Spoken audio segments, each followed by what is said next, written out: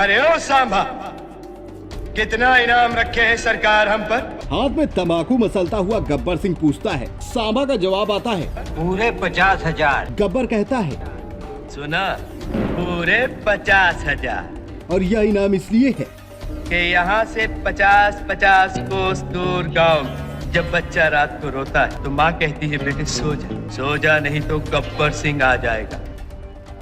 यह सीन है 1975 में आई फिल्म शोले का। इस सीन में एक डाकू अपने ऊपर रखे इनाम को गैंग के सामने कुछ इस अंदाज में बयां करता है। वह दर्शाता है कि उस पर सरकार का इनाम रखा जाना उसके लिए इज्जत की बात है। वैसे या तो हुई फिल्म की बात, असल जिंदगी में भी पुलिस अपराधियों पर इनाम रखती है। ताजा मामला उत्तर प्रदेश का है। यहाँ पर फायरिंग में 8 पुलिसकर्मियों की हत्या के आरोपी विकास दुबे पर पुलिस ने इनामी राशि 2.5 लाख रुपए कर दी है। पहले यह रकम 50,000 रुपए थी, फिर इसे 1 लाख रुपए किया गया था। इसके चलते सवाल उठता है कि अपराधियों पर इनाम घोषित करने की प्रक्रिया क्या होती है, पुलिस कैसे इनाम घोषित करती है, भारत का सबसे बड़ा इनामी अपराधी कौन रहा है, साथ ही दुनिया में किस पर सबसे ज्यादा इनाम घोषित किया गया है। पहले तो यह जान लीजिए कि किसी अपराधी पर इनाम घोषित करना कानून का हिस्सा नहीं है। यह एक तरह की प्रशासनिक प्रक्रिया होती है। पुलिस महकमे को वित्त विभाग से जो पैसा मिलता है उसी में से इनामी राशि का ऐलान किया जाता है। मान लीजिए किसी थाने में कोई अपराधी है, वह पुलिस की पकड़ में नहीं आ रहा है। अगर वह कोर्ट की ओर से जारी वारंट का पालन भी नहीं करता है तो उसे प्रोक्लेम्ड ऑफेंडर यानी उद्घोषित अपराधी घोषित कर दिया जाता है। इसके बाद वह पुलिस की मोस्ट वांटेड लिस्ट में शामिल हो जाता है। अब उसे पकड़ने के लिए पुलिस जनता से भी मदद लेती है। इसके लिए इनाम का ऐलान किया जाता है ताकि जनता इनाम मिलने की लालसा में मदद करे। अपराधी पर इनाम का ऐलान पुलिस और सरकारें करती हैं। कानून व्यवस्था राज्यों का मसला है, इसलिए राज्य ही किसी बदमाश या गुंडे पर इनाम का ऐलान कर सकती है। वैसे तो थाना अधिकारी भी इनाम घोषित कर सकता है क्योंकि उनके पास भी कुछ वित्तीय ताकतें होती हैं, लेकिन यह रकम बहुत कम होती है।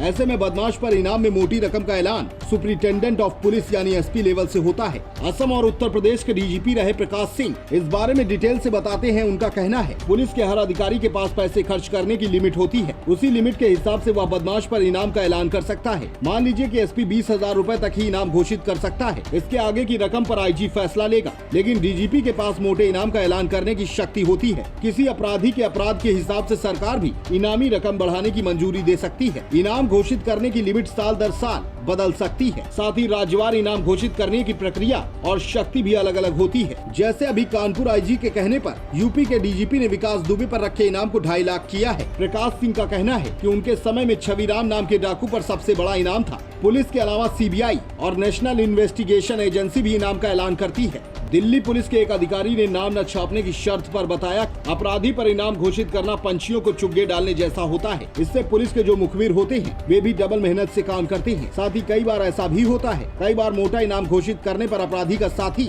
लालच में आ जाता है। इससे वह पुलिस को जरूरी जानकारी दे देता है। पुलिस खबर देने वाले की जानकारी गुप्त रखती है तो उसे पकड़े जाने का भी ज्यादा डर नहीं होता है। साथ ही पैसा तो मिलता ही है, लेकिन उम्मेद सिंह इससे अलग बात कहते हैं। उनका कहना है कि किसी अपराधी पर इनाम घोषित करना एक तरह का न्यूज एलिमेंट है। जैसे कि मान लीजिए किसी इनामी अपराधी को पुलिस ने पकड़ लिया या इनकाउंटर में मार दिया तो कहा जाता है कि पुलिस ने 3 लाख के फलाने इनामी अपराधी को मारा या 2 लाख के इनामी डकैत को पकड़ा। इससे लोगों में एक अचंभा सा होता है कि कितना खूंखार या दुर्दांत अपराधी था। साथ ही पुलिस वाले भी इसको लेकर शेख ही बघाड़ते हैं। किसी अपराधी पर इनाम की रकम कुछ 100 रुपए से लेकर लाखों या करोड़ों में भी हो सकती है। जितना ज्यादा इनाम होता है उसे उतना ही गंभीर और वांटेड अपराधी माना जाता है। अपराधी को पकड़ने पर इनाम की रकम गुप्त रूप से दी जाती है ताकि बताने वाले के बारे में पता न चले। आपके हिसाब से सबसे ज्यादा इनाम किस पर होगा? क्या कहा दाऊद इब्राहिम? नहीं, यह जवाब गलत है। सही जवाब है मुपाला लक्ष्मण राव उर्फ गणपत। यह माओवादी नेता है। इन पर कुल लगभग 2.5 करोड़ रुपए का इनाम है। इसके तहत महाराष्ट्र छत्तीसगढ़ ने 1-1 करोड़, आंध्र प्रदेश ने 25 लाख, झारखंड ने 12 लाख और एनआईए ने 15 लाख रुपए का इनाम रखा है। दाऊद इब्राहिम पर सीबीआई और महाराष्ट्र ने मिलाकर करीब 25 लाख का इनाम घोषित कर रखा है। 2008 मुंबई हमले के मास्टरमाइंड हाफिज सईद पर अमेरिका ने 7 करोड़ का इनाम रखा है। भारत ने कोई इनाम नहीं रखा। कुख्यात तस्कर वीरप्पन पर करीब 20 लाख रुपए का इनाम था। इनके अलावा एनआईए ने 2008 के समझौता ब्लास्ट में आरोपी रामचंद्र पाटीदार, 2015 में मणिपुर के चंदेल में सेना पर हमला करने के आरोपी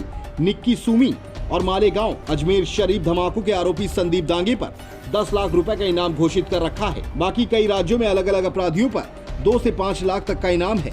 अलकायदा नेता अयमान जल जवाहिरी पर अभी सबसे ज्यादा इनाम है। जवाहिरी पर $25 मिलियन यानी आज के हिसाब से करीब 170 करोड़ रुपए का इनाम है। वैसे रूस ने साल 2015 में उसकी फ्लाइट को बम से उड़ाने वालों की जानकारी देने पर $50 मिलियन यानी 350 करोड़ रुपए का ऐलान कर रखा है, जिसे सबसे बड़ा इनाम कहा जाता है। ड्रग लॉर्ड कहे जाने वाले पाब्लो एस्कोबार पर $6.2 मिलियन यानी 42 करोड़ रुपए का इनाम था। एस्कोबार की 1993 में मौत हो गई।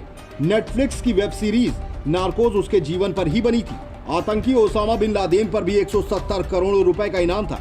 यह इनाम अमेरिका ने घोषित किया था। Special report, fantabulous news.